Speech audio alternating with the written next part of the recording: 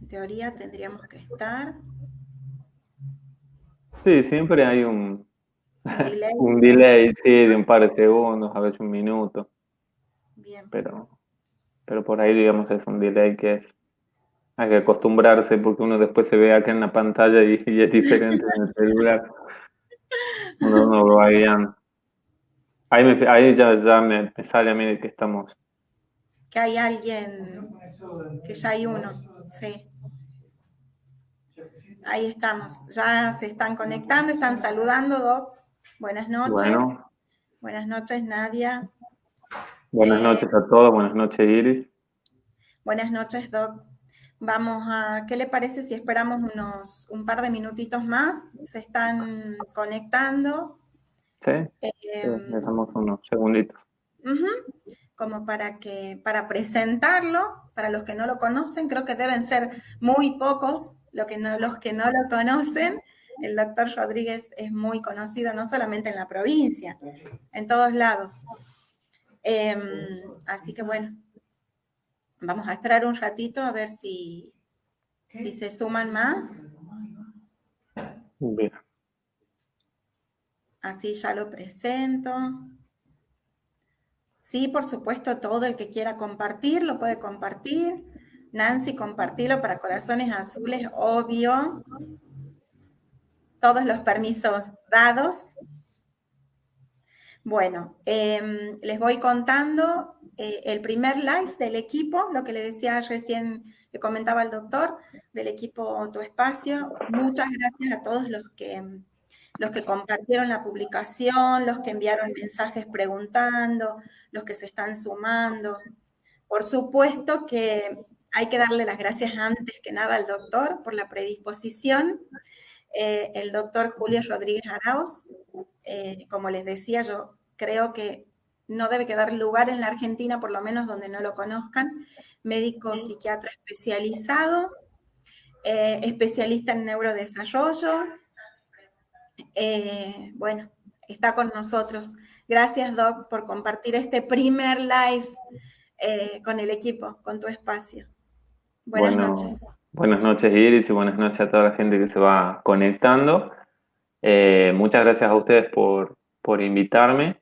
La verdad que, como te decía recién, digamos, fuera de cámaras, es un placer, un gusto, digamos, que compartir este espacio con ustedes, por lo que representan estos espacios, ¿no?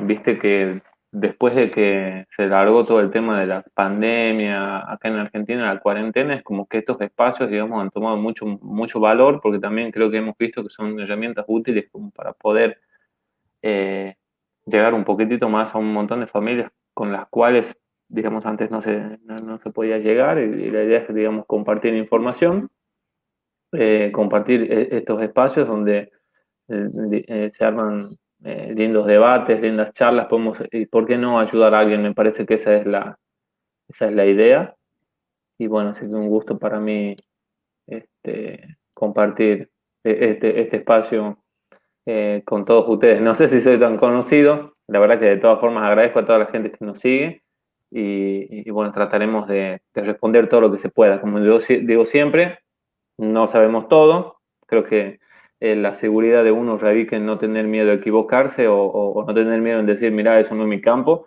así que vamos a tratar Ujú. de responder todo lo que, todo lo que se pueda, y lo que no se pueda, haremos las referencias y las derivaciones específicas. Y lo que no se pueda, hacemos otro live a futuro, Exacto, preparándonos lo que no se exacto. pudo, lo que no se pudo, Sí, porque como después te usted das dice, cuenta, viste, que siempre que estos espacios como que se quedan cortos, como que siempre exacto, como siempre exacto, te falta un poco el tiempo. bien. Como decía el flyer, como hemos comentado en las publicaciones y a las personas que nos han mandado mensajes, hemos convocado al doctor para hablar un poquito sobre neurodesarrollo y lenguaje, la importancia del diagnóstico temprano, oportuno, por qué la intervención, por qué prestar atención al habla y al lenguaje, en qué condiciones, en qué circunstancias, las edades. Con el doctor vamos a hablar desde el neurodesarrollo, tenemos otros profesionales que lo van a ver cada uno desde su campo, desde su área. Los invitamos a que cualquier comentario, pregunta que quieran hacer, bueno, vamos a tratar entre los dos de poder responder, aunque ahora el doctor es el invitado, yo simplemente voy a transmitir las preguntas. Así que, bueno, ya saben que pueden ir consultando. Como un equipo. Y precisamente hablando de equipo, bueno, feliz día a todos los psicólogos que están conectados. Y nosotros que somos miembros del CIN también, Iris, feliz día a todos los psicólogos. Así que me parece que está bueno, digamos. Exacto, saludar a todos. Excelente trabajo el que hacen. Y por ahí uno siempre tiene un poquitito más cerca del corazón a aquellos que son colegas con los cuales trabaja, digamos, en el mismo campo, en esto que es discapacidad, que es neurodesarrollo. Así que especialmente un saludo muy afectuoso a todos ellos. Feliz día para todos los chicos. Muy bien. Cuando quiera, Doc, empezamos con lo que es neurodesarrollo y lenguaje. Bien. Vos sabés que cuando vos me planteaste el tema del neurodesarrollo y el lenguaje, es inevitable que a la cabeza de uno a la mente de uno vengan diferentes pensamientos con respecto a qué complejo que es el lenguaje. Y vos como forma vas a saber decir que es así o quizás más complejo de lo que yo creo. Y fíjate que me parece súper importante porque diferentes estadísticas plantean que los desafíos en la comunicación, en el lenguaje, son los principales motivos de consulta en neurodesarrollo. Es más, son los primeros signos que los papás notan, salvo que vos tengas alguna cuestión motora previa. Viste, tu nene nació con algún tipo de hipotonía o tuvo algún tipo de complicación y tuvo que estar en neo. Y bueno, viste, es externado de la neo ya con un plan de estimulación temprana.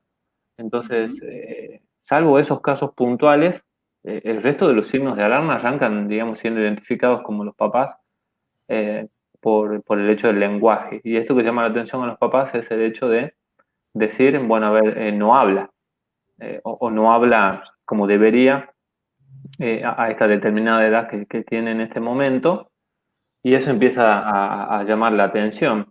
Y ahí creo que se pone de manifiesto dos cosas principales para arrancar. La primera es todavía la necesidad de mayor conocimiento por parte de los profesionales de lo que es el neurodesarrollo en sí, porque no tenemos en cuenta una serie de cosas que son importantes antes de que llegue el lenguaje, y después que se termina cayendo, igual que el papá, en este concepto de fijarnos en el lenguaje. O sea, es como que si no habla, bueno, tiene que hablar. Y si habla, bueno, ya está, nos quedamos ahí. Y no pensar, exacto, que antes del lenguaje hay un montón de cosas, antes de que el chico hable, hay cosas que se tienen que dar previamente. Y que tomar el que hable, lo interrumpo, disculpe. Sí, no, vos interrumpes lo que quieras, esto es dinámico, Iris. Y tomar el habla pura y exclusivamente como la palabra, solamente lo expresivo, lo que puede expresar, lo que puede pronunciar, o sea, tomar el habla solamente desde ahí. Exacto, exacto. Y fíjate que desde ahí nos quedamos con esto de, bueno, ya habla, pero no tenemos en cuenta, digamos, el uso del lenguaje. Una cosa es que hable, que puedan decir, a ver, 200 palabras, pero no me sirve que diga 200 palabras si no las puede usar apropiadamente en la salita de jardín o en algún otro contexto, especialmente social. Fíjate que por ello mismo es que es inevitable relacionar lenguaje con no relacionar el lenguaje con lo social. Lo social y el lenguaje van totalmente de la mano. Es más que fíjate que cuando hablamos de neurodesarrollo en sí, por ahí, fíjate que muchas estructuras que son importantísimas, digamos, para el lenguaje, son también importantes para lo social. Y después también, por ejemplo, en el autismo, cuando hasta hace poco se hablaba de una triada en Wing en el DSM-4, actualmente en el DSM-5 esto pasa a ser una diada porque se ha podido estudiar de que el lenguaje y la socialización van de la mano, y hemos dejado de hablar de comunicación y lenguaje y socialización, sino para hablar de habilidades sociocomunicativas, que es un concepto mucho más exacto, mucho más profundo y que le da pie a la investigación profesional, ¿no? Porque uno como profesional muchas veces tiene que investigar como si fuera un investigador, un detective, estas cuestiones que yo te digo del uso del lenguaje, que se ven con frecuencia. Y Sí. que se tiene tan poco en cuenta el uso del lenguaje, hasta en la misma evaluación del paciente. Exacto, sí, sí, se lo tiene muy poco en cuenta, pasa demasiado desapercibido y después tenemos un arrastre de pautas que no se van cumpliendo o que se van cumpliendo a medias. Y como lo hablábamos recién, antes de que arranque, digamos, la conexión, vemos que el niño tiene un desarrollo donde hay hitos que parecen cumplirse, otros que después veremos si se han cumplido o no, pero que tienen demasiados huecos. Y esos son los huecos que uno tiene que ir a buscar como profesional, porque muchas veces las exquisiteces que nosotros decimos quizá clínicamente los médicos, o sea, las disquisiciones clínicas, las diferencias semiológicas, las especificidades para poder decir es uno o tal diagnóstico, está en esos huecos, en el entendimiento del desarrollo, en el entendimiento de qué es lo que ha pasado con ese niño, por eso hacer la historia vital. Exacto. Y, digamos, hacer una historia, recabar información de toda la historia vital del niño, y bueno, y entender esos huecos y pensar después puntualmente cómo vamos a ir rellenando eso, si se quiere decir. Neurodesarrollo del lenguaje es muy complejo porque fíjate que depende, a ver, si nosotros podemos saber, el lenguaje tiene estructuras anatómicas y para eso nosotros nos tenemos que remitir en el desarrollo a conocer las fases del desarrollo. Hoy por hoy no vamos a estudiar las fases del desarrollo desde el punto de vista de un montón de teóricos, sino que ha tomado el desarrollo un aspecto biológico, ¿sí? Porque conocer la biología del desarrollo es lo que nos da a nosotros actualmente muchísimas más herramientas, porque es lo que tiene mayor evidencia científica. Y ya empezamos a ver nosotros de que, por ejemplo, nosotros tenemos una primera parte que es la que tiene que ver con todo el periodo de vida intraútero del niño, Sí. que es la primera parte del neurodesarrollo biológico, que se llama desarrollo anatómico, que es donde se van a formar las diferentes estructuras cerebrales, donde se van a formar no tan solo estas diferentes estructuras, sino que se van a ir especializando las diferentes neuronas, van a ir ocupando los lugares que tienen que ocupar a nivel de la corteza cerebral. Y se ha visto que los niños que tienen diferentes dificultades, ¿sí? En ese primer periodo, especialmente relacionados con la posibilidad de retardo del crecimiento intrauterino por dificultades nutricionales y prematurez por complicaciones o quizás toma de antibióticos que pueden ser ototóxicos, o sea que generan, digamos, daño en el oído, son precursores de desafíos en la comunicación y en el lenguaje futuro. Entonces siempre, por ejemplo, ya arrancando específicamente con el tema de hoy, tenemos que hacer una buena anamnesis, o sea, una buena investigación de qué ha pasado durante el embarazo. O sea, esta mamá tuvo una complicación, el niño tuvo, digamos, un parto prematuro o no. Como yo te digo que tiene un mayor riesgo, ¿por qué te digo esto? Porque uno muchas veces en la clínica ve niños que tienen desafíos en el lenguaje y que han tenido un parto normal, la mamá ha tenido un embarazo sin complicaciones, eso también sí sucede. Entonces ahí también se ponen en juego aspectos genéticos y quizás otros factores de riesgo que quizás uno no los puede identificar en ese momento. Después el parto en sí es sumamente importantísimo porque se ha visto que los niños que nacen por cesárea tienen factores de riesgo para trastornos de neurodesarrollo mucho mayores que los niños, digamos, que nacen por parto normal. Y ya tenemos otro factor de riesgo que se agrega, digamos, a las cuestiones del lenguaje. Sin contar que nos guiamos erróneamente de las otras misiones acústicas que se realizan al momento del nacer. Siempre que el niño nace, digamos, supongamos en un escenario donde el niño ha nacido sin complicaciones, nosotros tenemos un bebé que nació por cesárea o por parto normal, es llevado, digamos, a la habitación con su mamá, le realizan el estudio, el screening neonatal, que es ese estudio, digamos, que le sacan un poquito de sangre del talón, del piecito, y hacemos las autoemisiones. Entonces decimos, claro, como tienen las autoemisiones normales en el nacimiento, ya está, no hace falta pedir más nada. Y muchas veces hay una pequeña confusión con respecto a algunas cuestiones. Al alcance que pueden llegar a Al tener las alcance. autoridades. Es una prueba de screening. El screening neonatal incluye no tan solo estas pruebas de estudio metabólico para ver fenilcetonuria, por ejemplo, para ver hipotiroidismo, sino que tiene también como finalidad el pesquisar, ¿sí?, dificultades auditivas en el nacimiento. Pero eso no me garantiza que no va a haber dificultades, digamos, auditivas a futuro. Además, las otras mediciones me van a decir escucha o no escucha. Pero quizá más adelante el chico tiene una hipoacusia y sí escucha lo mismo y puede pasar a las autoemisiones. Me ha pasado de chicos que han pasado como si nada a las autoemisiones y después cuando vos haces unos potenciales evocados o el otorrino pide algún otro tipo, o la fono, digamos que hace audiología, pide algún tipo de estudio mucho más concreto, nos damos cuenta de que hay, digamos, desafíos en la audición. Aunque las autoemisiones hayan dado positivas. Sí, yo tengo muchos niños en consultorio, digamos, que tienen, digamos, alguna hipoacusia. Tengo 3 pacientes que inclusive han recibido su implante coclear y tenían autoemisiones normales. O sea, es un screening nada más. Va a pesquisar lo más que se pueda, pero siempre va a haber un porcentaje de falsos positivos. O sea, positivamente han pasado la prueba, pero son falsos. O sea, siempre ese porcentaje, digamos, va a estar presente. Entonces, por eso no hay que quedarnos con las autoemisiones del nacimiento.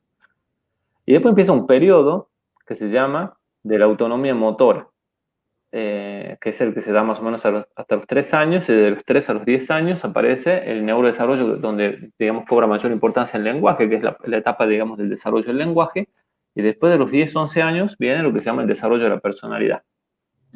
Algo que yo siempre digo es que el neurodesarrollo termina más o menos entre los 28 y 30 años. No es un proceso exclusivo de la niñez, ni es un proceso que termina a los 6, ni que termina a los 12, ni que termina a los 18. El neurodesarrollo se completa más o menos a los 30 años, pero siempre va a haber cambios que se van a dar durante toda la vida.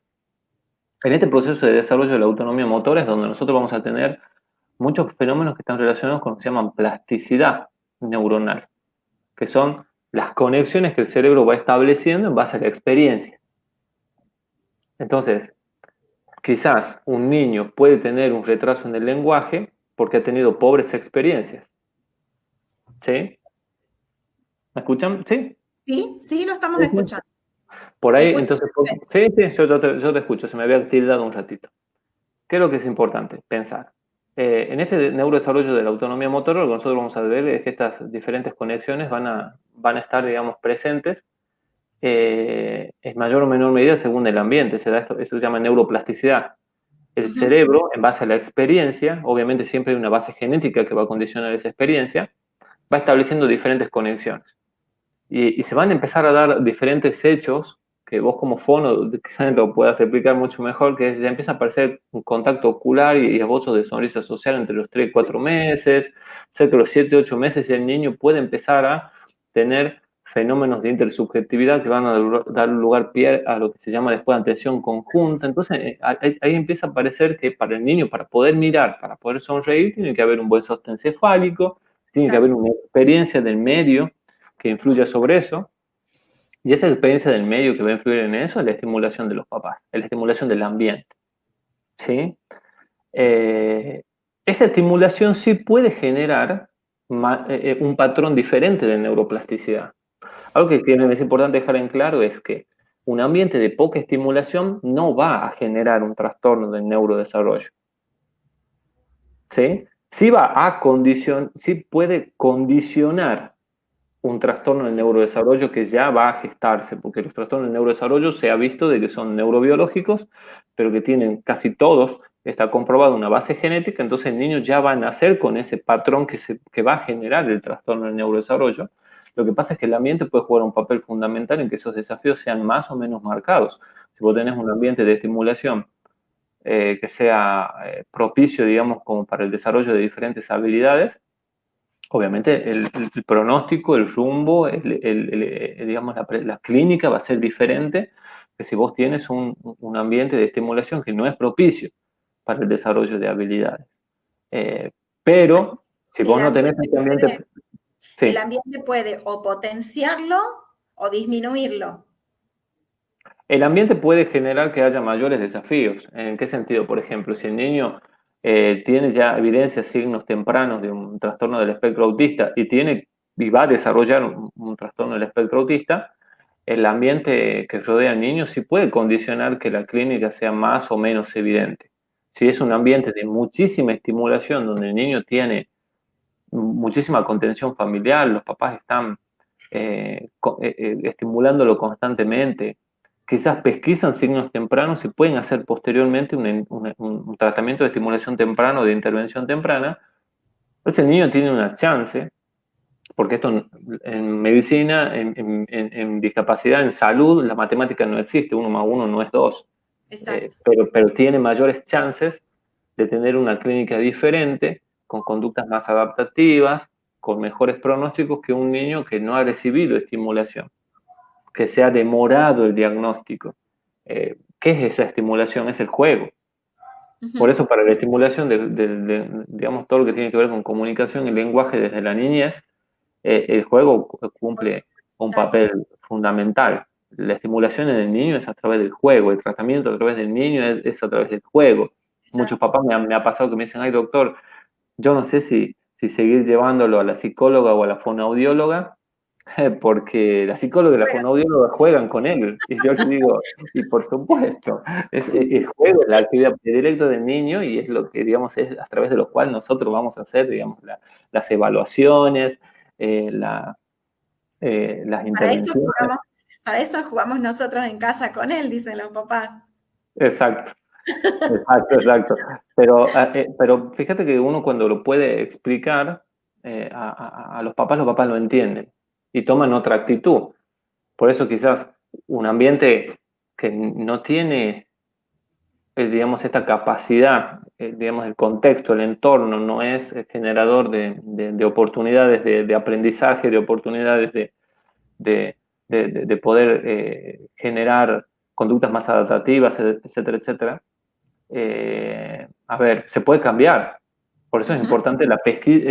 Ahí el equipo de salud cumple un papel importante, porque puede pesquisar estas cosas y trabajar desde el punto de vista de la intervención temprana, que se trabaja mucho con el papá. Un buen tratamiento de estimulación temprana y de intervención temprana es con el papá dentro del consultorio, ¿no? Con el papá fuera del consultorio, lo hacemos que traiga el cuaderno 48 hojas, Gloria, y después se va a la casa después de 10 minutos. No, tenés que hacerlo pasar, tenés que enseñarle a ese papá, a esa mamá, cómo va a jugar con su nene, cómo se va a relacionar con él, sin que el papá ocupe un rol de terapeuta de manera estricta, pero el papá es miembro del equipo también, pero desde el punto de vista que vos lo ayudes a que el papá pueda ayudar a su hijo.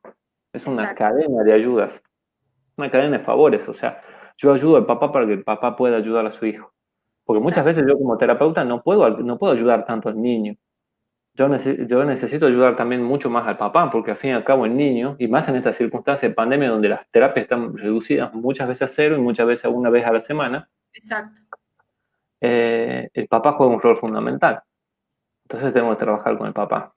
Y como te decía, se van dando en esta etapa de desarrollo de la motor, todas las estructuras, digamos, que van a permitir al niño desenvolverse en el mundo, es abrirse al mundo, el caminar, el tono postural, el deambular, la bipedestación, que es caminar en 2 pies, o sea, todo eso le abre al niño la oportunidad de interactuar desde otro punto con el contexto. Entonces, pero ahí es donde aparecen también muchos signos de alarma. Por ejemplo, no se señala, o sea, no hay intención comunicativa, el niño no señala, empieza por ejemplo, ser demasiado independiente, porque muchos papás me dicen, yo lo entiendo, pero es que el papá, digamos, ha podido desarrollar, yo le digo, mecanismos de traducción, donde él puede entender lo que el niño quiere, lo que el niño desea, no siempre, pero sí en una parte importante de las veces, pero después otra persona no puede hacerlo. Y ahí nos damos cuenta con que el niño en realidad no está comunicando. Y estamos hablando de comunicación, estamos hablando de transmitir algo que yo pienso, siento, quiero. El lenguaje es otra cosa. Eso me parece que es importante, porque si no, muchos papás están en ese periodo donde empiezan a aparecer estos signos de alarma muy angustiados porque hable. Entonces yo les digo a los papás, tranquilo, yo entiendo tu angustia, eh, pero nosotros tenemos que ver que hay hitos del desarrollo que no se pueden saltear. Entonces yo les digo siempre, yo les hago siempre esta pregunta. ¿Vos le podrías pedir a un niño de 2 meses que corra? Y todos me responden no. La verdad que para un niño de 2 meses, antes que corra, tiene que sentarse, tiene que gatear, tiene que pararse, tiene que caminar y recién va a correr. Bueno, tu niño antes que hable, tiene que cumplir con determinadas cositas. Entonces nos vamos a focalizar en esas cositas. ¿Sí? Entonces, con eso que te quiero decir, que los papás aprenden rápido si nosotros les enseñamos bien, si nosotros les prestamos atención y los acompañamos y los ayudamos, el papá aprende rápido y entiende. Entonces, no es que no le angustia el hecho que no hable, sí, sí le va a angustiar y uno lo sabe, pero puede focalizarse en otras cosas, no en la angustia, sino que puede focalizarse en otras cosas. Entonces es un papá que puede manejar su angustia y ayudar a su niño. Porque muchas veces, y te hablo también como papá, la angustia no nos deja Exacto. pensar, no nos deja actuar bien. Entonces uno ahí puede ayudar de una manera mucho más eficiente. Y activa, ¿verdad? Porque por Totalmente. ahí la angustia lo que hace es detenerlos, es, como usted bien dice, no permitirle al papá ver cuál puede ser esa ayuda que puede brindar o cuánto puede dar para ayudar a su hijo. Totalmente. Pero eso también, eso implica también empoderar al papá, no tan solo con la información, sino también con el acompañamiento y y la capacidad también de tener la suficiente empatía como para decir, reconocer, o sea, no es minimizar lo que siente, hay que validar lo que siente, pues Exacto, nadie más que él está en sus zapatos. Entonces, exacto, validamos lo que se siente, pero tenemos que hacer otras cosas, ¿sí? O sea, yo te entiendo, pero nos focalicemos. O sea, exacto, entiendo que te preocupes, pero nos tenemos que ocupar. exacto, Y desde ahí, bueno, uno va, digamos, ayudando a ese papá y lo hace sentir que tiene poder no porque le demos herramientas para ayudar a su hijo, sino de hacerlo sentir que puede. Porque ujú, muchos papás a veces se sienten muy culpables. Me ha pasado con papás que me dicen, pero yo no sé qué hacer. Pero yo le digo que me traiga la mamadera y no me la trae. ujú. O él me balbucea y no entiendo lo que quiere. Y se enoja cuando no entiendo. Exacto. Y entonces los papás dicen, yo no lo entiendo.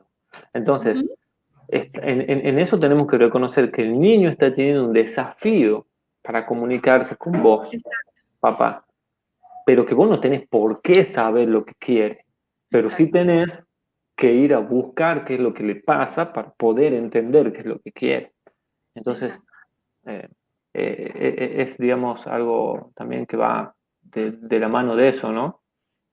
Y ahí generalmente en ese periodo donde empiezan a aparecer los signos de alarma, que son los más comunes, los retrasos, digamos, sí en el lenguaje, en chicos que sí tienen intención comunicativa, que sí han desarrollado ciertas habilidades comunicativas, pero que no tienen, digamos, un lenguaje eh, acorde, digamos, a la edad. Que los retrasos en el lenguaje a mí me ha pasado, y eso es una opinión mía, ¿no? Clínicamente los retrasos en el lenguaje he visto muy pocos, muy pocos retrasos simples del lenguaje. Eh, eh, Quizás yo creo que tiene que ver con el hecho de que son pasados por alto por la opinión médica y van directamente a la fono, lo cual no hay ningún inconveniente. Quizás vos veas más en la clínica los retrasos simples del lenguaje, pero a mí me ha pasado a ver muy pocos. A mí me pasa con niños que tienen, digamos, retrasos en el lenguaje que son, digamos, con una brecha demasiado grande con respecto a la edad cronológica, Ujú. o que directamente ya van evidenciando no aspectos relacionados con el lenguaje, sino con la comunicación. Entonces vos ya te vas ubicando en otras cuestiones del desarrollo. Exacto. Pero esos Ya signos se de va alarma son cambiando, fundamentales. ya se ¿Sí? va cambiando un poco el diagnóstico. Exacto. como yo les digo siempre a los papás, si no sabemos dónde estamos, no sabemos a dónde vamos. Entonces, por ahí ante muchas cuestiones, ante muchos signos de alarma, sigue siendo necesaria la visión interdisciplinaria. Por eso, digamos, es necesaria la visión del equipo que se va a conformar en base a los desafíos del niño. Pero por ahí la evaluación médica siempre tiene que ir apuntada digamos, a la pesquisa de cuestiones clínicas que pudieran explicar eso que nosotros estamos viendo.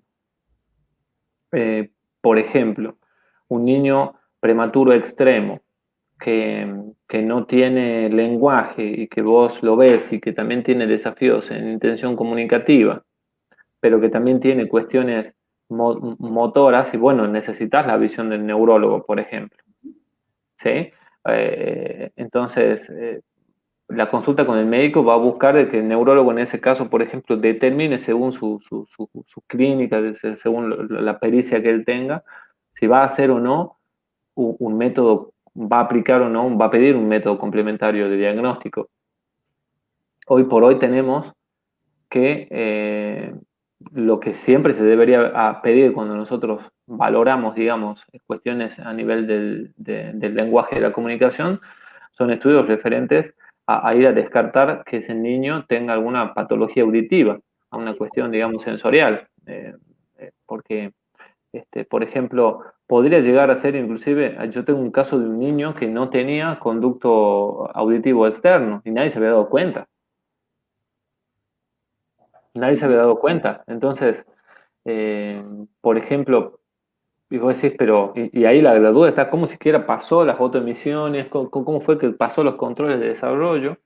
Pero bueno, ahí tenés que hacer una interconsulta con el otorrino, determinar, digamos, con una fono, digamos, que son, hay fonos que están especializadas, digamos, en el estudio de este tipo de métodos complementarios y ver, digamos, si se pide o no, pero también ser criterioso. Y ahí viene el tema de, si yo trato de entender lo que pasa, voy a pedir criteriosamente.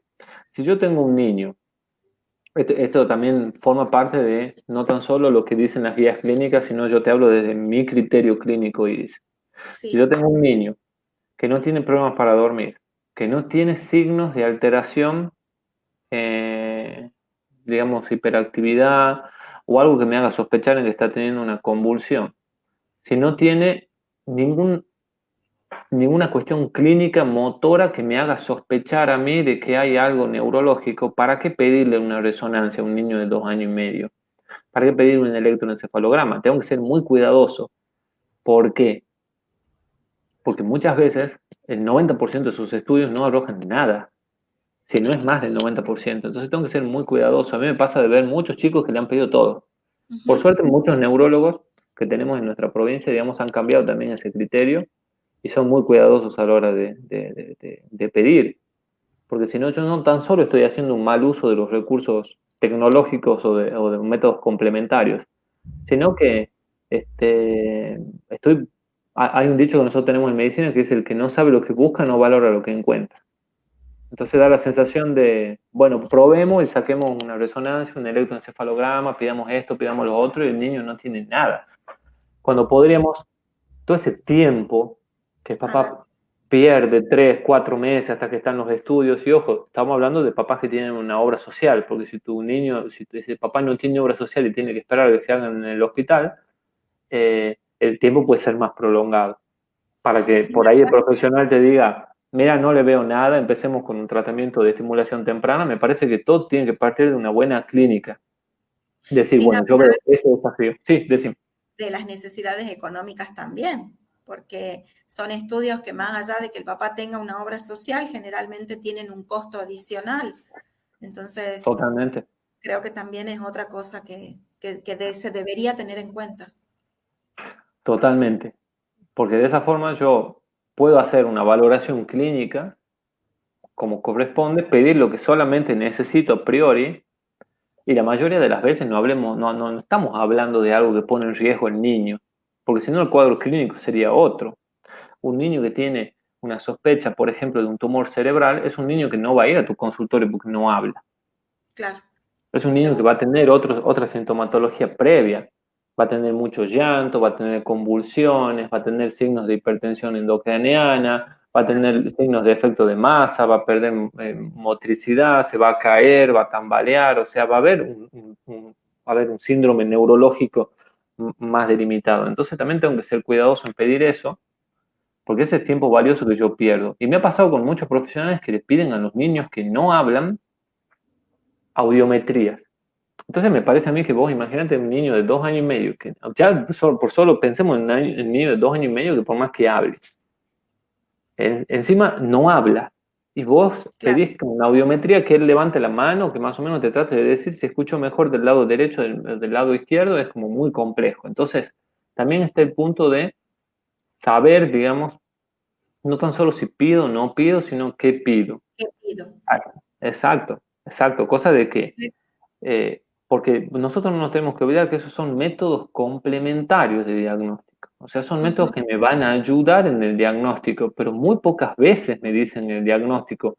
El diagnóstico siempre parte de una buena clínica. Y una buena clínica siempre parte de una buena evaluación del niño y de una buena escucha al papá. O sea, escucharlo bien, prestarle atención bien a lo que te dice, no subestimar lo que te está diciendo. Y de ahí vamos pidiendo. Lo que es importante es pensar acá en esto que tiene que ver con la estimulación temprana. Bien. Por ahí se piensa que la estimulación temprana tiene que iniciarse una vez que tenés un diagnóstico. Y eso es falso. Vos en el momento que tenés signos de alarma, ¿sí? Ya podés hacer una estimulación temprana. Ya tenés que intervenir.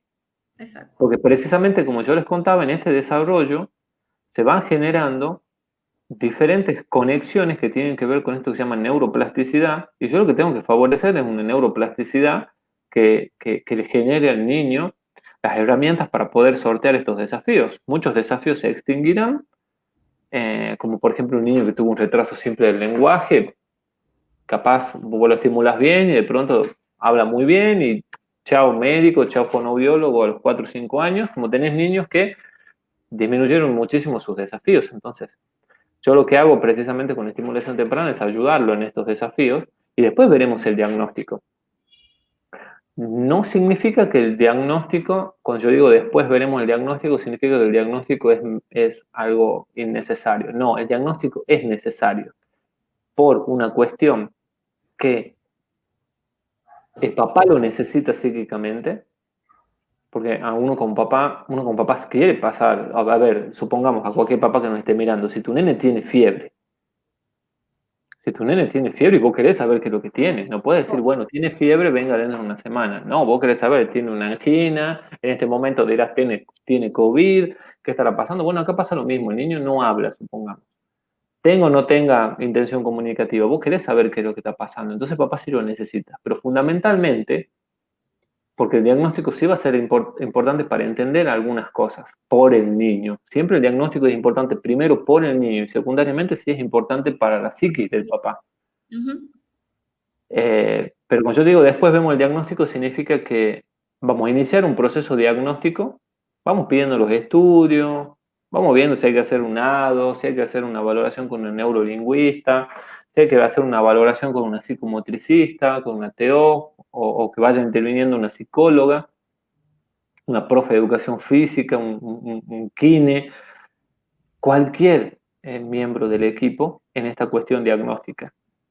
Pero vamos actuando, que es lo que se llama una espera activa. Vamos esperando a darle forma a este diagnóstico, pero vamos mientras interviniendo. tanto, Vamos interviniendo. Y el vamos interviniendo siempre es importante, yo rescato esto, que es la intervención profesional y la intervención del papá con herramientas dadas por el profesional, o sea, una intervención mediada por padres. ¿Por qué? Porque por ahí está la recomendación de, bueno, no habla, esperemos 6 meses. Espera pasiva, significa eso. Eso es 6 meses de nada, de no estimulación y de un montón de cosas. Y después aparece lo que se llama una pseudo espera pasiva, que es cuando te dicen, mándalo al jardín. Ujú, Ahí se va a relacionar con otros niños y va a hablar. Y ojo, ujú. es cierto que relacionarse con otros niños, por eso te digo, habilidades sociocomunicativas, y si el niño tiene capacidad de imitación, va, va a poder, digamos, a ver si le va a servir el jardín, pero eso no reemplaza la tarea del terapeuta. Exacto. No reemplaza la tarea del terapeuta, la intervención del terapeuta y la intervención del terapeuta en el papá para que el papá ayude al niño. Entonces, no mandemos a los niños al jardín para que vayan a mejorar sus aspectos lingüísticos. No, al jardín se va por un montón de cosas, ¿sí? Eh, Quizás también creo que está el punto de recargar al jardín con una función que no es la que tiene y no tomar, digamos, una decisión que implique actuar como se debe actuar. ¿Qué significa? Bueno, mejor lo llevo al jardín y no voy a la fono. No, el jardín no reemplaza la fono. El jardín es un complemento más, puede ayudar, seguro que sí, pero no reemplaza la tarea profesional. Entonces, siempre me parece que a mí, me parece a mí que es importante plantear esto de la intervención con el profesional. Eh, y después Doctor, también, ¿sí? Dime. antes que sigamos, antes que se nos vaya, Sí, sí. dos preguntas. Que nos vaya el tiempo o me vaya yo, o sea, pues yo No, me no, empiezo no, a hablar no, y me voy. que se nos vayan las preguntas. No quiero que usted se me vaya, por favor. No, no digo que se vayan corriendo las preguntas. Ah, sí. Dos, Ámbar y Lorena nos preguntan, le preguntan a usted cuáles serían los signos de alarma que tienen que tener en cuenta. Y lo primero que siempre nosotros tenemos que ver es que lo que más nos va a llamar la atención es el niño, digamos, que no habla, que por ejemplo tiene 2 años y dice muy poquitas palabras o que directamente no habla. Pero ir mucho más profundo de eso significa observar si, por ejemplo, él señala lo que quiere. Por ejemplo, si quiere algo que está en altura, por ejemplo, arriba de la heladera o arriba de algún mueble, si señala algún juguete, si te trae cosas que le agradan, que le simpatizan, que le resultan placenteras, si es que, por ejemplo, te mira a los ojos, si es que se ríe cuando vos te ríes, si es que puede mirar algo que vos estás señalando, o si es que puede señalarte algo para que vos lo mires, quizá no con la necesidad de pedírtelo, sino con la necesidad de mostrarte. Por ejemplo, mirá qué lindo, te señala los backyardigans, digamos, ahora los escandalosos, los backyardigans ya quedaron un poco en el pasado, se señala, por ejemplo, escandalosos o en la tele. Entonces, esos son signos, por ejemplo, que no haga eso, eso es importante, digamos, tenerlo en cuenta. Como les digo, no concentrarnos 100% en que hable o no hable. Que no hable sí es algo muy importante. Pero vamos a los otros signos, porque pronto uno ve que en realidad no hay uno o dos signos de alarma, sino que son varios. Y de estos Exacto. signos de alarma, papá puede ver que se derivan un montón. Que, por ejemplo, no habla y que por eso, y que no hay tampoco indicadores de comunicación.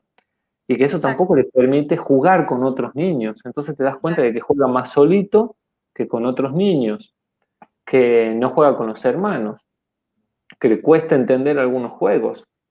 Y quizás también pensemos en esto, ¿no? Muchos papás están concentrados en el lenguaje en una faceta expresiva ujú, y no están pensando en el lenguaje en una faceta comprensiva. O sea, yo no voy exacto, a hablar lo que no comprendo. exacto, Lo cual, a ver, para que más o menos la gente me entienda, eh, por ahí el niño no tiene sentido que diga papá, sino lo va a decir con intencionalidad porque comprende quién es el papá. Que ya no comprende el sentido de papá como protector, etcétera, etcétera, pero sabe que él es papá. Entonces, capaz que exacto, eso no lo sabe y está papá, papá, papá, papá. Bueno, me dicen a veces sí, dice papá, pero no lo dice con esto que vos me decías también, el uso del lenguaje. ujú, Entonces son cosas que hay que tener en cuenta. Esos son los signos de alarma que me gustaría que estén atentos.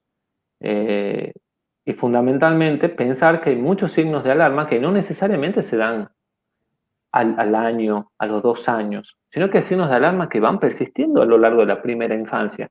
Niños que están, por ejemplo, en jardín ya, o en salita, o por ejemplo en primer grado, y que todavía tienen desafíos en el lenguaje.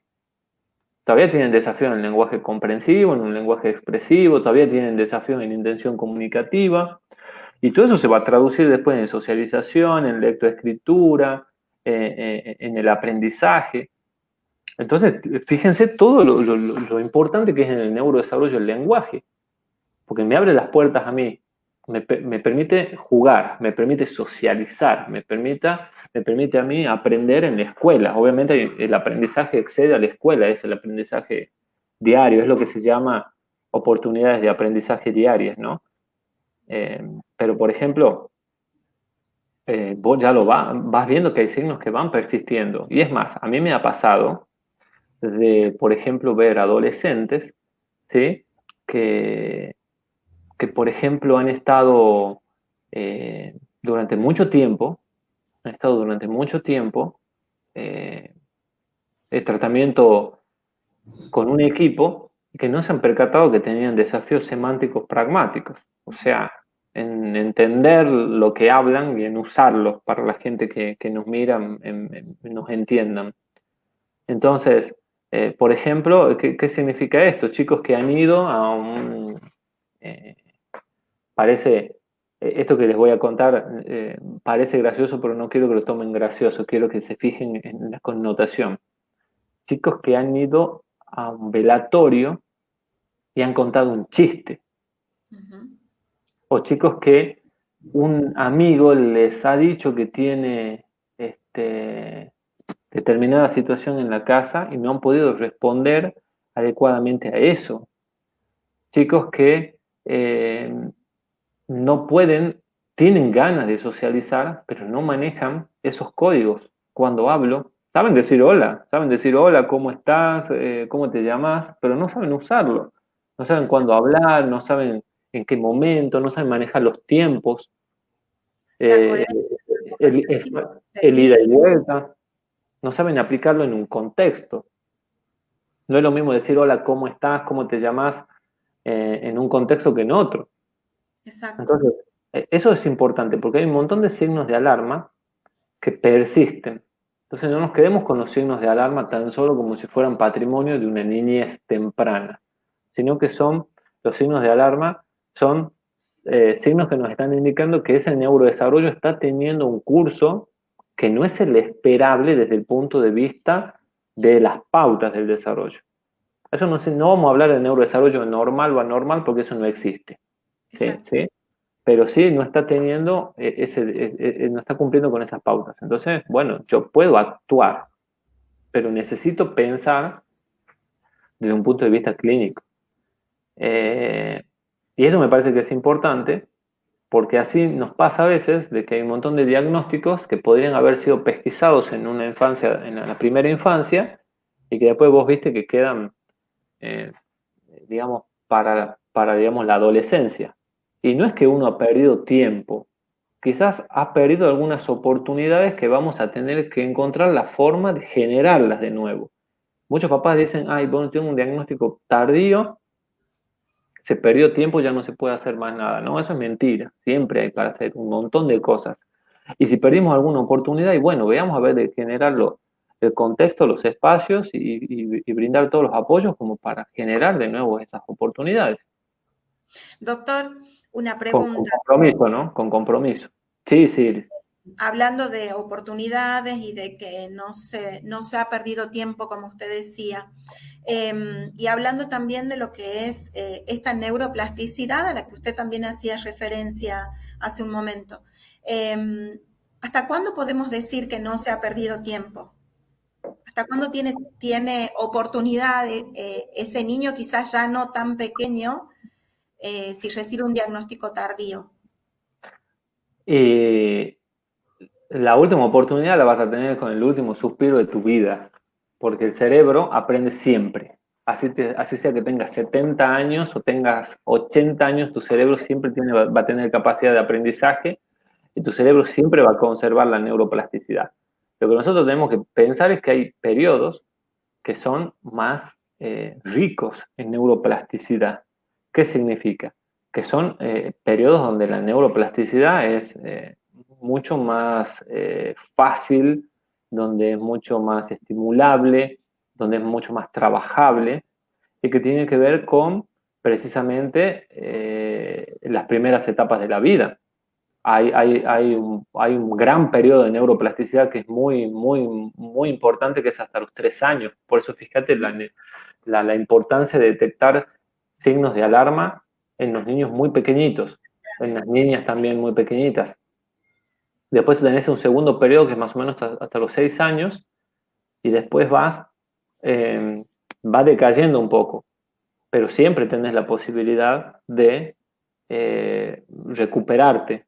Por ejemplo, este es un ejemplo que yo siempre doy a los papás para que me entiendan. Una persona que ha tenido un accidente cerebrovascular tiene mayor posibilidad de recuperarse a los 30 años, si ha tenido un accidente cerebrovascular cuando tenía 30 años, que si tenía 60 años. Por eso es porque nuestro cerebro, a medida que envejece, pierde capacidad de neuroplasticidad, pero no la pierde totalmente. Entonces no vamos a hablar de que hemos perdido tiempo, vamos a decir de que tenemos que ajustar nuestros recursos y nuestro sistema de apoyos a ese contexto. Quizás necesitemos apoyar más, quizás necesitemos trabajar más, pero la posibilidad está ahí, está latente, la tenemos que ir a buscar, tenemos que ir a estimular, entonces nunca es tarde, nunca es tarde. Entonces eso es importante, me parece, llevarle a los papás. Entonces Perfecto. eso Doc, es importante. usted Sí. hablaba cuando empezaba la charla, que lo conversamos también un poquito, un ratito antes, esto de los huecos que por ahí van quedando.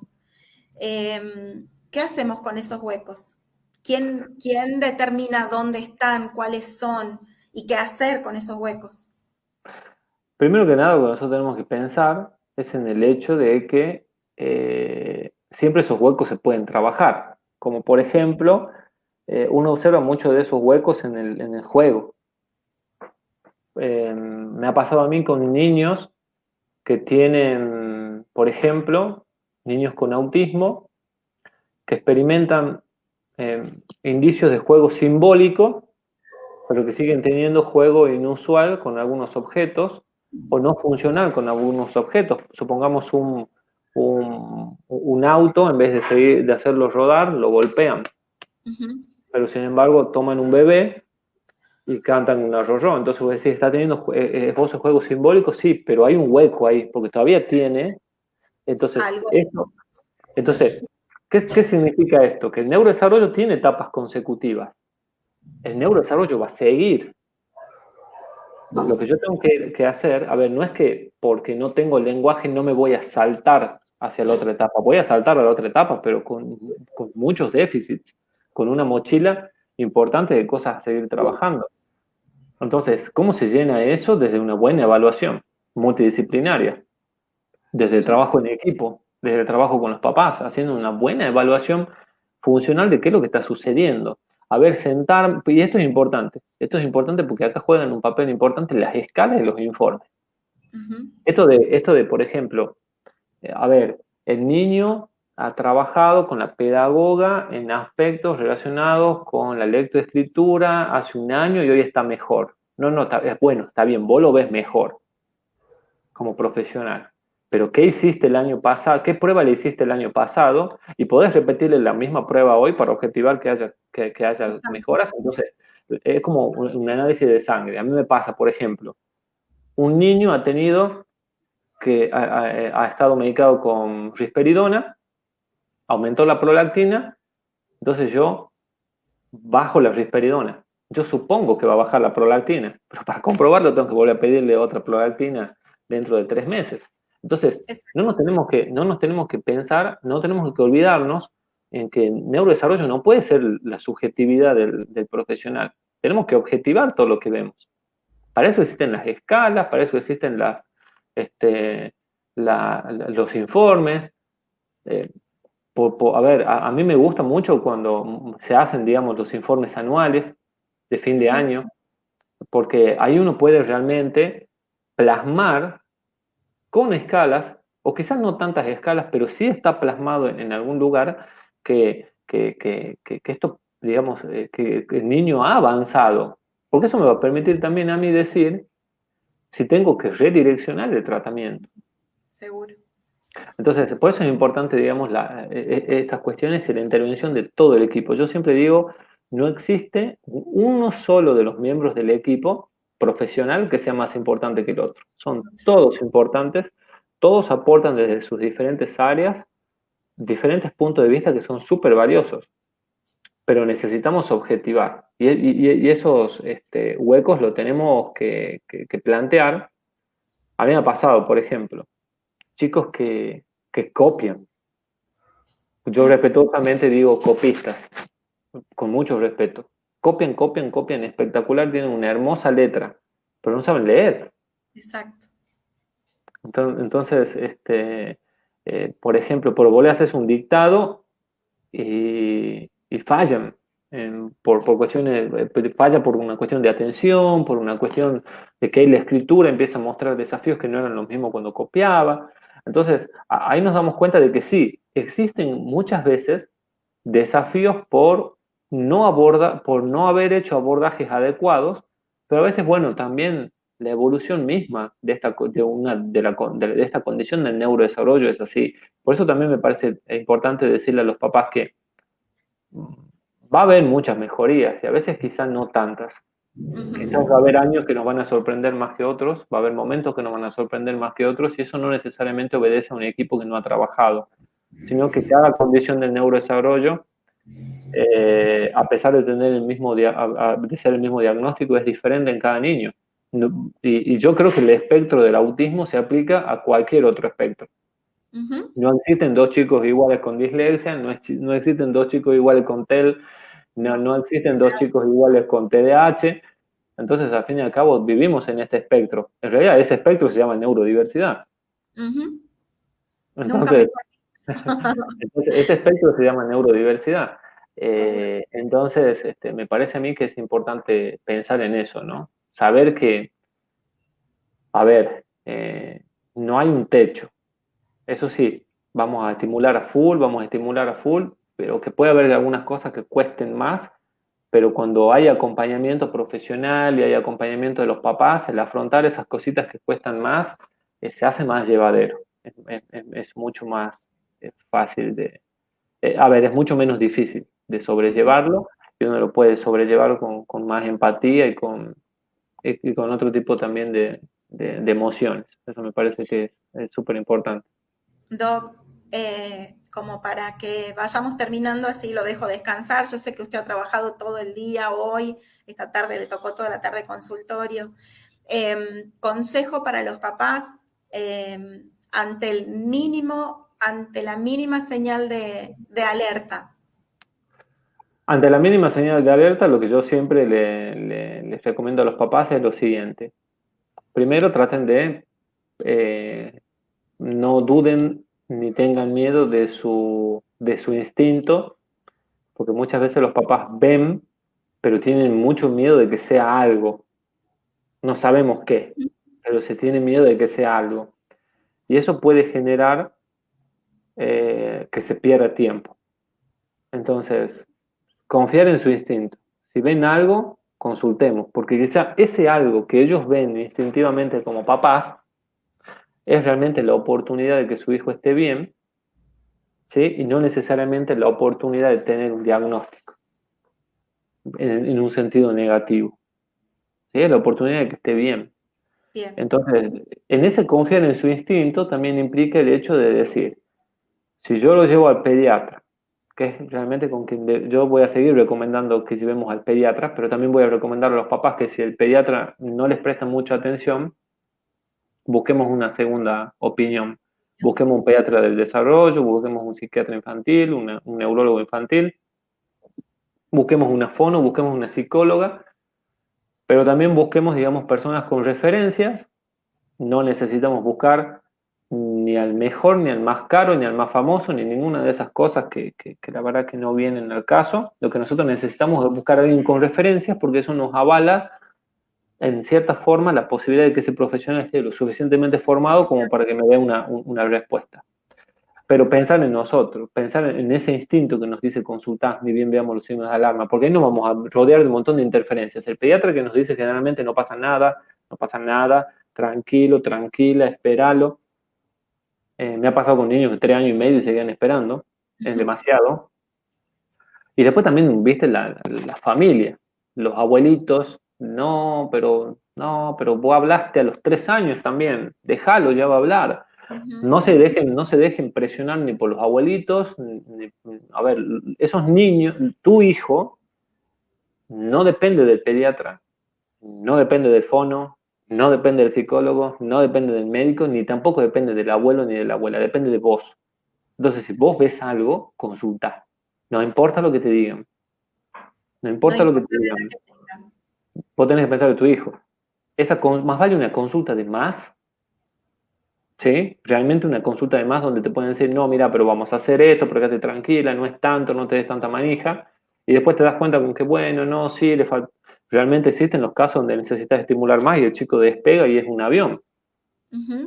Eh, pero tenés que pensar en que si vos ves algo, lo hagas. Hay un estudio, no recuerdo el autor, pero ya lo voy a buscar, que digamos, hizo el estudio y decían de que en el 92% de los casos, cada vez que un papá percibía que algo no estaba bien con su hijo, estaba en lo cierto.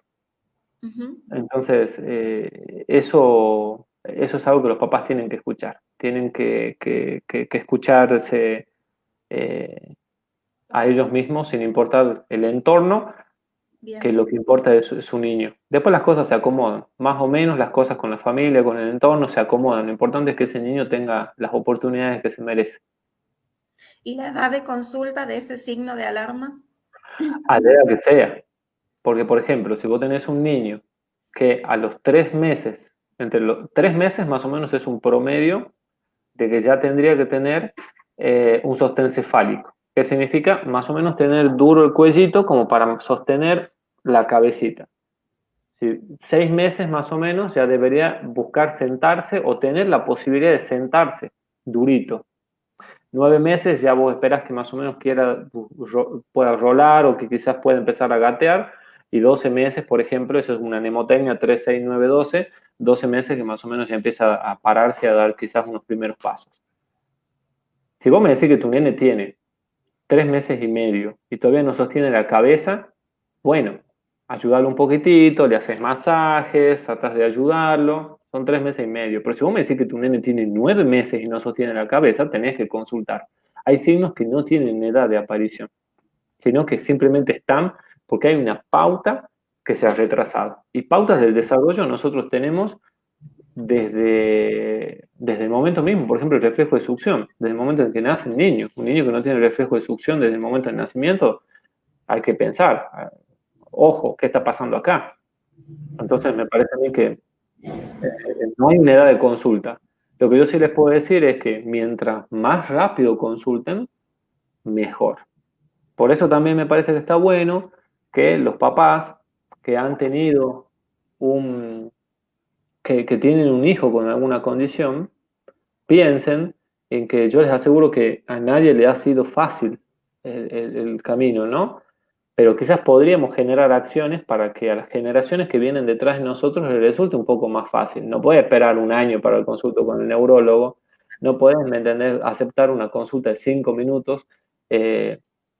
Me parece a mí que necesitamos trabajar en eso, ¿no? En el hecho de mejorar, necesitamos mejorar el sistema de salud, eso es una realidad. Al menos en estas cuestiones de estimulación temprana y discapacidad se han hecho cosas muy buenas, hay equipos que trabajan muy bien, pero necesitamos mejorarlo, perfeccionarlo. Nunca nada va a ser perfecto, pero mientras más nos acerquemos a la perfección, más vidas vamos a salvar, porque literalmente un niño que ha tenido una intervención temprana es un niño que vos le podés salvar la vida. Exacto. Y tener en cuenta también que lo necesario de las actualizaciones, ¿no? Con esto que usted decía de exigirle por ahí al profesional que que no sea una consulta de 5 minutos, de tomar medidas con respecto a eso. Cuando mencionaba también de buscar profesionales capacitados, o sea, creo que en esto también de la evaluación, los papás tienen que buscar quienes estén actualizados, porque todo se actualiza y porque los diagnósticos se actualizan y porque los trastornos también, porque los conocemos cada vez mejor. Entonces, Exacto. creo que está en eso también, ¿no? En prestar mucha atención a eso. Exacto. Y quizás muchas veces, para los profesionales que me ven, quizás muchas veces la posibilidad de actualización no está en la diplomatura que dura 3 años. Está bueno hacer una diplomatura, un doctorado, hacer un curso internacional. Eso siempre representa la posibilidad de adquirir herramientas que son muy útiles, la posibilidad de engrosar nuestro currículum. Eso sí, sí es importante porque uno necesita respaldar que está capacitado. Exacto. Pero también es importante el tema de lo que se llama la autoformación. Y ahí juega un papel muy importante la lectura de papers, de revistas, de artículos. O sea, no hace falta que vos te suscribas. Vos pones en el Google académico, pones TDAH y TDAH 2020 y tenés 20 artículos que se han publicado en el 2020 sobre el TDAH. Léelos. Quizá algunos tengan más relevancia que otros, como por ejemplo tal cosa, otros resultan más específicos, otros resultan más útiles, pero la autoformación es sumamente importante. Leer artículos. Y algo que también es importante, que viene tomando mucha relevancia, es leer las experiencias de las personas adultas que tienen alguna condición. No tomándolas desde un punto de vista científico, pero sí tomándolo desde un punto de vista de la experiencia. ¿Científico en qué sentido? Porque, ¿por qué no científico necesariamente? Porque no podés aplicar lo que una persona supongamos, ¿no? Vemos un blog sobre una persona adulta en el espectro autista. Y esa persona, esa mujer o ese varón cuenta determinada cosa. Bueno, eso no lo podés aplicar con criterio científico a lo que vos estás haciendo. Pero sí lo puedes tomar de un punto de vista de la experiencia y decir, bueno, esto también puede ser que sientan los chicos, los adolescentes, los adultos. Voy a preguntarle a mi paciente qué es lo que siente, voy a tener en cuenta más su experiencia, no tanto lo que yo sé desde el punto de vista científico, sino uno aprende también de la experiencia del otro. Entonces es escuchar esa experiencia, tenerla en cuenta. Y yo creo que esto va a terminar, estamos en una transición donde vamos a encontrar un punto medio entre entender la experiencia y respetar la experiencia de un grupo y poder atender las cuestiones científicas para aplicarlas en otro y en ese mismo y viceversa. Y la verdad que eso me parece a mí que es un cambio de paradigma importante que nos compete a futuro. Me encantó, Doc, el último consejo para los profesionales: leer, leer, leer, leer, leer. Si no tenemos económicamente lo suficiente como para hacer esos cursos que nos fascinan a todos y que en estos momentos no son a veces inaccesibles para muchos. Lo bueno esto de sentarse y leer y buscar papers y asegurarse que sean papers que estén publicados en revistas científicas, que eso nos va a dar la seguridad de que están corregidos, de que están avalados y de que están escritos por personas que están avaladas en cierta forma. Y hay que tener mucho ojo con, por ejemplo, leer hoy por hoy, digamos, ha cobrado mucha importancia el tema de las encuestas. Hay que tener mucho cuidado con las encuestas, porque que vos hagas una encuesta por el Google Docs, creo que se llama, no significa que estés haciendo necesariamente un trabajo de investigación que tenga algún tipo de validez científica. Ojo, eso no significa que tenga validez científica. Podés leer todo lo que quieras. En la medida que vos leas, esto es como si leyeras en la primaria o en la secundaria. Vos en la medida que leas más y que sepas más, vas a aprender a desarrollar tu juicio crítico. ¿Qué significa? Vas a leer esto y vas a decir, esto no me sirve, porque esto no tiene coherencia, esto me parece muy interesante, este trabajo no sirve porque es de una muestra de 10 personas. Este sí me sirve porque es un trabajo que está hecho con una muestra de 4.000 personas. Encima es de grupo control y todas esas cosas que vos sabrás eso, Iris, viste la importancia que tiene eso. Entonces, no es lo mismo. Entonces, si vos lees, vas a desarrollar juicio crítico. Eso me parece que es importante. Sí, sí, y es algo que totalmente sí se puede hacer, así que esa es la recomendación. Y por ahí no hace falta, digamos, tampoco, me parece a mí, ¿no? Y esto es algo que nosotros venimos trabajando mucho con la gente del interior. Yo respeto muchísimo a los profesionales de Buenos Aires, pero también nosotros creo que tenemos que pensar que acá en el interior del país, me refiero a todo el interior del país, tenemos profesionales muy capacitados que también, de los cuales también se puede aprender y un montón. Exacto, exacto. Así es, Doc. Bueno, contarles también que vamos a tener una profesional del interior del país Ok, hablando con nosotros, Romina, que está en el chat, los saludó. Así que el jueves vamos a estar hablando con Romina, que es del interior del país, no es precisamente de Buenos Aires y es una excelente profesional. Romina está participando del Congreso de Autismo en México, o sea, una representante del interior de la Argentina representando en un congreso internacional, así que buenísimo. El jueves le sí, vamos sí. a Romina. Todo un orgullo, digamos, para nosotros como argentinos, para el interior del país, y bueno, nosotros la conocemos del CIM, Del así que CIN, exacto. felicitaciones, no tan solo por el Día del Psicólogo, sino también por esta oportunidad que la verdad que es espectacular. Bueno, Doc, lo dejo, que vaya a descansar. Muchas gracias. Muchas gracias por ayudarme a romper el hielo, por ser el primer live. Muchas gracias a todos los que nos están acompañando. Ah, Romina me aclara que ella es de Buenos Aires, es de Junín, pero vive en Misiones. Para No, mí ya es una misionera. ya está. Así que bueno, muchas gracias, Doc. Gracias por compartir esta charla. Saludos a Silvia. Y Bien, bueno, muchas gracias por la oportunidad, muchas gracias por la invitación. Siempre es un gusto poder charlar con profesionales como vos, Iris, y con otros que también, digamos, conocemos y que venimos trabajando. Vos también has participado de un montón de lives que nosotros hicimos, de cursos, entonces creo que formamos parte de un frente de profesionales que estamos buscando, digamos, cosas frescas, cosas nuevas, cambiar un poco esta realidad.